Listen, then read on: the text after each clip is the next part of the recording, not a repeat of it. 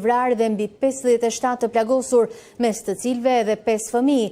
Autoritetet lokale në Harkiv bëjnë të ditur se janë dëmtuar të paktën 20 blloqe banimi, 30 shtëpi dhe një shkollë. Në shënjestër të Rusisë përfundoi sërish rajoni Sumi, që lëshoi dron Shahed iranian. Raportohet për një person të vdekur dhe disa të plagosur, ndërkohë nga ana tjetër mbrojtja ajrore e Rusisë pretendon se ka rrëzuar gjatë natës 56 dron të lëshuar nga Ukraina në 4 rajone, në Krimen e pushtuar dhe në detin Azov.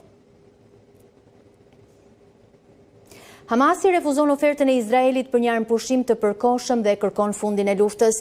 Kjo ka bërë që ushtria e Tel Avivit të lëshojë një sulm në Gaza që u mori jetën 10 personave.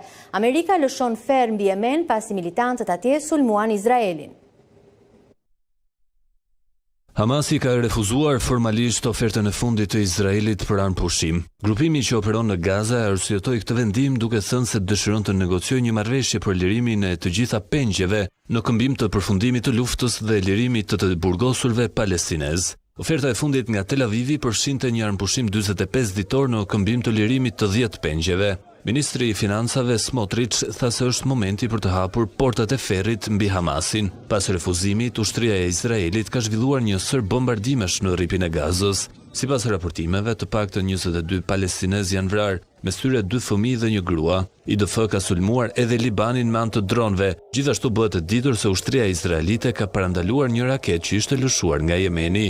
Kjo ka bërë që Shtetet e Bashkuara të Amerikës të sulmojnë ashpër disa pozicione të militantëve Houthi në atë shtet. Sipas raportimeve, 58 persona janë vrarë nga sulmet amerikane, ndërsa mbi 100 të tjerë mbetën të plagosur.